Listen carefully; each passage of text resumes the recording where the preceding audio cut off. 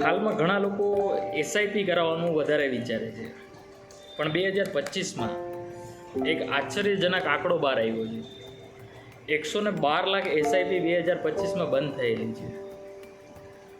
કે જે market down થયું છે એના કારણે લોકોના મનમાં એવું થયું કે અમારા પૈસા કંઈક જતા રહે તો એના કારણે લોકોએ એસઆઈપી બંધ કરી દીધી છે અને થોડી ઘણું પ્રોફિટ હતું એ કાઢી લીધું છે અને ઘણા નુકસાન પણ ભોગવીને પોતાની રકમ કાઢી લીધી છે. એસઆઈપી એવી વસ્તુ છે ને કે જેમાં તમારે લોંગ ટર્મ માટે વિચારવું પડે. એના માટે તમારી અંદર પેશન્સ હોવું જોઈએ. જેટલું પેશન્સ તમારામાં હશે એટલી સામે રકમ પણ બનશે. જૂની કહેવત પણ છે ને કે ધીરજના ફળ મીઠા. તમે એસઆઈપી કરો તો લોંગ ટર્મ માટે કરો, એમાં તમને 110% ફાયદો થશે. પણ જે શેર માર્કેટ ડાઉન હતું ને એટલે લોકોના મન વિચલિત થઈ ગયા છે કે ભાઈ ક્યાંક અમારું ફંડ નીચે હોઈ જાય તો સાવ માઇનસ થઈ જાય તો. કેમ કે શેર માર્કેટનું તો કોઈને ભવિષ્ય તો ખબર ન હોય કે એ ઉપર જ જાય કે નીચે જાય તો કેટલું જાય.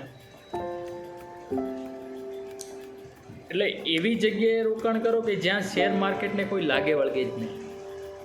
એલઆઈસીમાં એવી ઘણી સ્કીમ છે અને ગેરંટેડ છે કે તમે 1.5 લાખ જેવી રકમ ભરો 3-4 ગણા મળી જાય. તમારી ફંડથી પણ તમને 3-4 ગણા મળી જાય તો કેટલું સુરક્ષિત ફંડ કહેવાય તમને.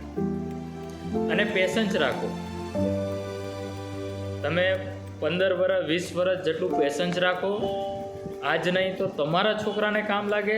જ્યારે તમે તમારું ઘડપણ આવે ત્યારે તમને એ અમાઉન્ટ પણ કામ લાગવી જોઈએ.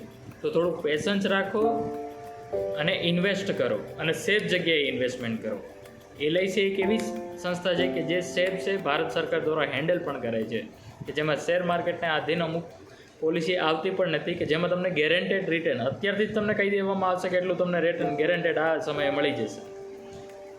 તમે 5-7 વર્ષ સુધી રોકાણ કરી શકો અને મેચ્યોરિટી ટાઈમે ગેરંટેડ રિટર્ન લઈ જાઓ એવી પોલિસી પણ આવે છે. જો તમારે શેર માર્કેટમાં ન જવું હોય તો તમે એલઆઈસીમાં રોકાણ કરી શકો છો. એલઆઈસીમાં રોકાણ કરવા માટે મારો કોન્ટેક્ટ કરી શકો.